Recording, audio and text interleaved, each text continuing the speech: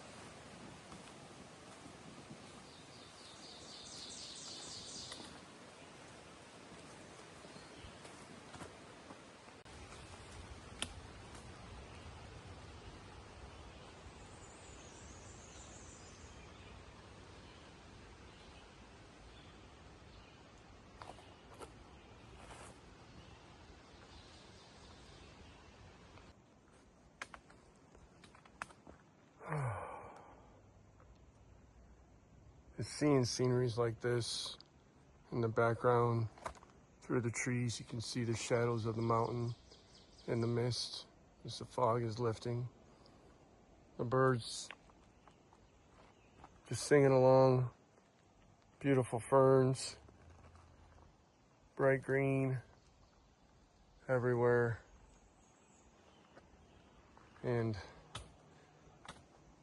I pretty much love almost all music, and some of it before my time. And one of the songs I absolutely love is by Louis Armstrong, What a Wonderful World. And it is. As I think to myself, what a wonderful world.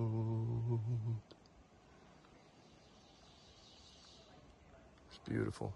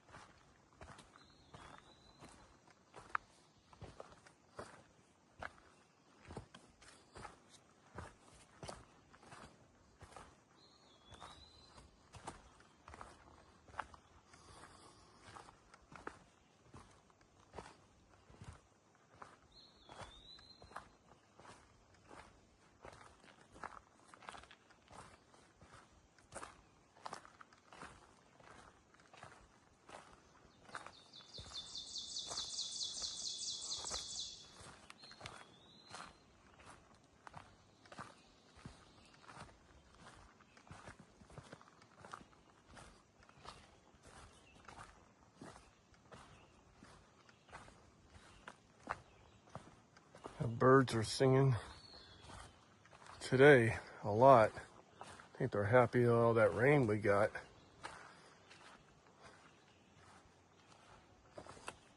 No more wind up here. Like I passed an older couple coming up the trail, and they said there's no wind down below.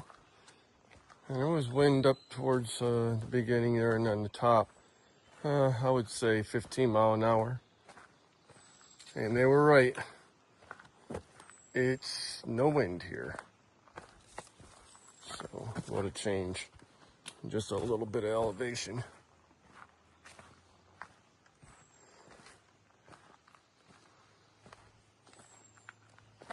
But I'm almost done.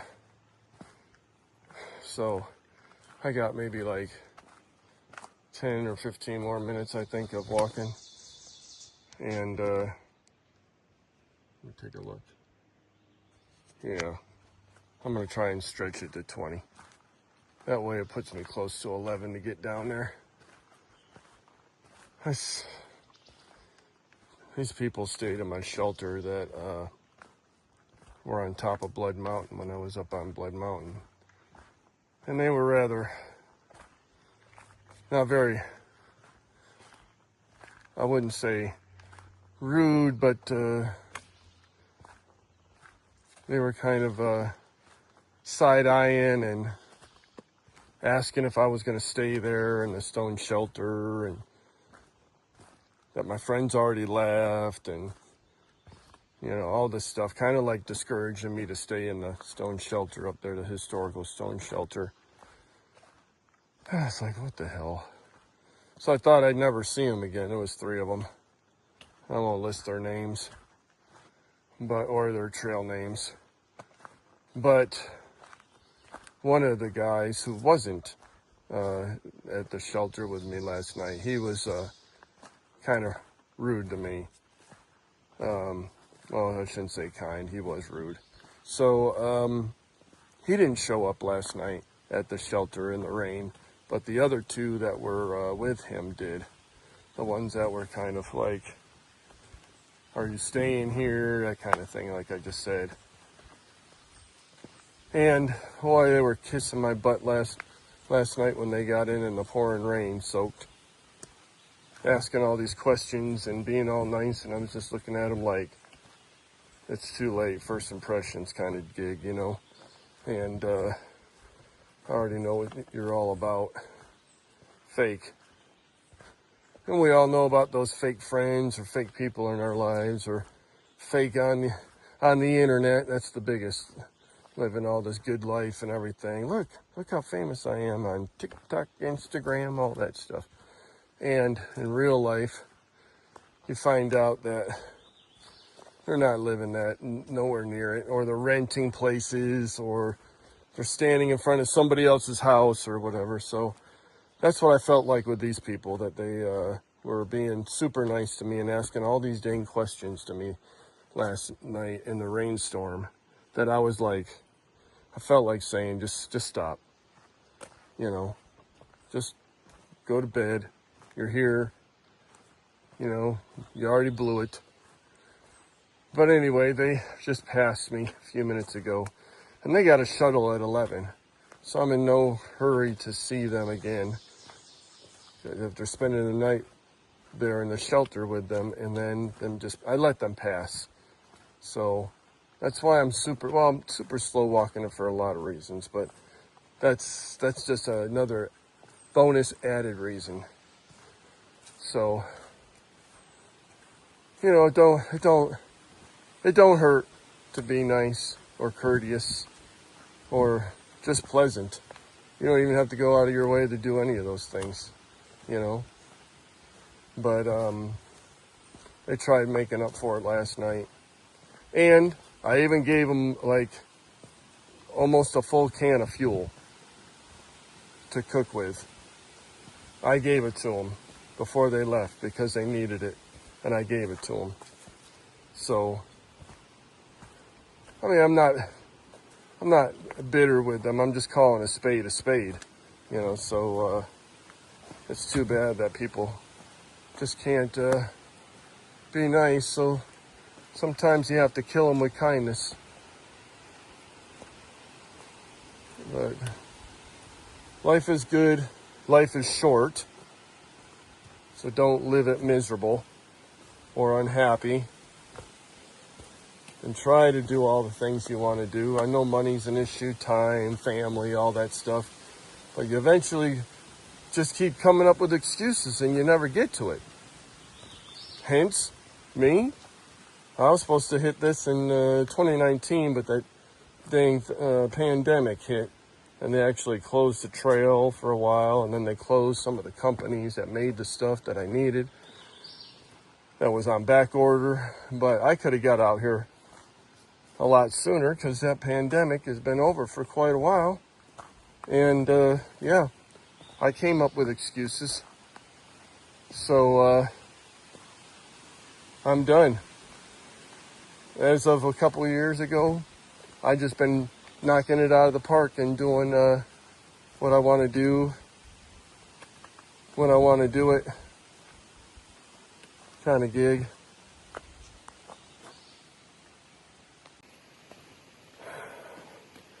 So some of you are probably going, well, you know, I got to work, and I understand that.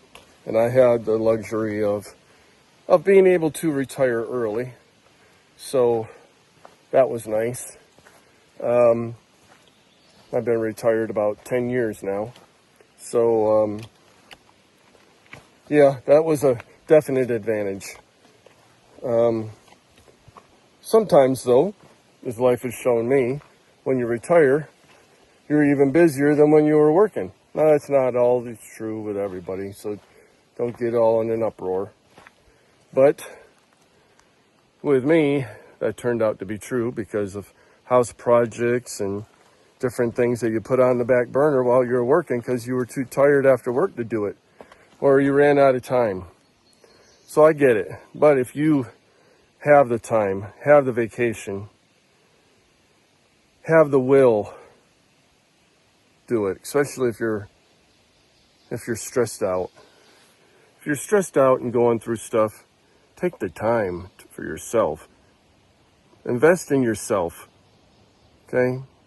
Of course, invest in your future as well, money-wise, and invest in your family, of course. But you got to do some self-care, it's called. Because you'll find out in life, just because you have kids, just because you have family, a spouse or whatever, when the time comes, there's no guarantee just because you're with them that they're going to, take care of you, provide for you like you should feel you should be provided for. So definitely do for yourself and take care of yourself physically the best you can, healthy. Now, I'm not an exercise freak, but I've always been a long distance runner and I still run. And I hate running. I hate running. You have no idea how much I hate running. I have like bad Tourette syndrome on when I'm running, either in the gym or on the trail, and I have to keep it in my mind because I am cussing, saying every bad word under the sun while I'm running. But it's the only thing that I'm halfway decent in when it comes to exercising. So, and I don't do it every day. I don't even do it once or twice a week. I go in spurts. I'll do it for a few months and then boom, I'm not doing anything. And I'm drinking soda and I'm eating all the stuff that, pizza and everything. So I'm back and forth on it. I'm not consistent. So I'm not here to tell you about peptides and all that stuff. And I know about them. But I'm not here to tell you about them. Okay? So just do what you feel your body can do and take care of your body. It's your only vessel. It's your only one. It ain't like a video game where you get a second chance. So love yourself. Love your family. Love your kids. And treat yourself. Hello, and welcome to the conclusion of day 8 on the Appalachian Trail. So there's a few things that happened today. And one of them, I walked about 3.5 miles. Came across some trail magic. And I decided yesterday that I wasn't going to, a couple things. I wasn't going to make my destination, which was Fontana Dam, anytime in the near future. And I had a couple of blisters that were manageable, but mostly my left knee started giving me trouble and was kind of swelling up a little bit. I took some Tylenol, hopefully that'll get it to come down. And I decided, health-wise, mainly, that I should come off the trail. I'm not giving up. I'm coming back. I'm coming back. And I will start where I got off, which was at Unicoi Gap. And I will be hiking from Unicoi Gap to Fontana Dam here in a few months, like in the spring. So maybe about 8-9 months from now, I'll get out there and do that section. So I am doing section hiking because I just don't have the time to take off 3-4 months in a row. And I kind of found out today that for some reason, and I don't really have any problems with my knees or anything like that, but I need to strengthen this left knee for sure. And because it started bothering me yesterday, and it wasn't too big of a deal. And then it was bothering me today, especially on the descent into Unicoi Gap. So I made the arrangements to fly back home. And I'm in a hotel that I started in. And in Sandy Springs at the La Quinta. And I got a very early flight in the morning. So I'm just going to repack my bag. I did some laundry here and everything and went and got some food, which was absolutely delicious because I've lost quite a bit of weight. And I am ready to go back. I'm going to take about even a week off at home without doing the lawn or doing anything and just rest my knee. Let it, heal up on its own. And it's not like killing me, but if I stayed out on the trail, I could tell that it was definitely going to get worse. And the next section I was going to be in, there really wasn't very many options of getting off trail outside of Helen, Georgia. and which I was pretty close to. And so I decided, like, let's do it health-wise, just to be careful. But I did 3.5 miles. I burned like 2,500 calories, which was still pretty good. And I got a ride back with one of the shuttle drivers for trails. And I got some trail magic at the end of Unicoi Gap, which was nice. Some Gatorade and some fruit. So that was nice to see. I got 2 trail magics from Trail Angels, which was really good, because it's late and they're not really here. They're mostly towards New Jersey and up in that way right now for the main group that went earlier in the year.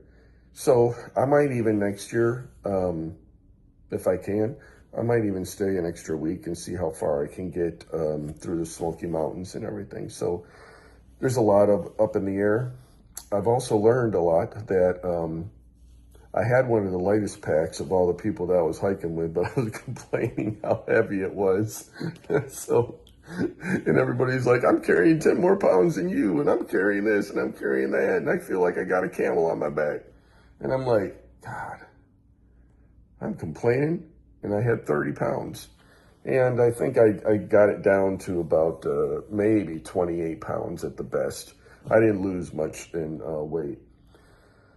But I did throw away a little bit of stuff that I had and didn't need. And now I know what I need to bring and what I don't need to bring. And but I did pretty good. I did pretty good in bringing the essentials. So I think my bag is probably going to be right around 25 to 28 pounds with everything I brought. And on the future episode here, I will run over everything that I brought and tell you how everything worked, such as the sleeping bag, the backpack, everything, the Sawyer squeeze, which I had the mini, and different things, how everything was and how the hostels were and how the people were on the trail.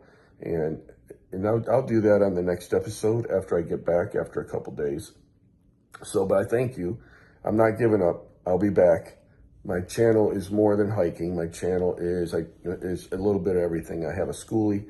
I travel quite a bit on cruise ships.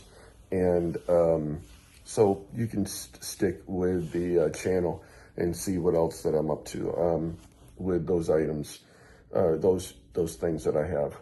And I want to thank you. Thank you for hanging in there with me. It was a fun 8 days. Yeah, I felt like I had a lot of weight on my back. I wasn't complaining, but I was like, God, I didn't want to take the bag off. Once that thing got on my back in the morning, I didn't want to take it off till the end because I didn't think I had the strength to get it back on. I was just like, oh my God, I got to put this thing back on. And I didn't want to put it back on. So almost never did I take any breaks and take it off or even sit down. I did a couple times, but only because everybody's like, sit down, relax. And I was like, I got to stay motivated. I got to keep moving. Otherwise, I won't want to keep going. So, yeah, but everything worked out well, and I loved it. I still did it with a smile on my face. I have no complaints, And I'm going to tackle the next part here. Like I said, I'm thinking maybe April next year. Maybe April or May next year. So a little bit earlier than I did this year. I started out the last day of May, but I'm going to probably start out in April if I can, and if not, then earlier in May instead of late May. So I can catch a little bit of the Trail Angel magic and have a little bit more access to hostels and resupplies and different things like that, because it's late in the season and it's sketchy and it's iffy if you're going to get a shuttle and if you're going to get trail magic or see any Trail Angels or have as many resources to stay.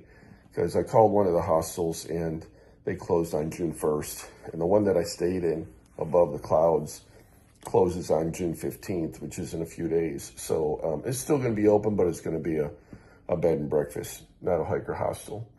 So that's the plan next year. I was even invited to do the 100-mile wilderness hike So I said I would, but I have to make sure that I tackle this section first because they want to do it like during this time.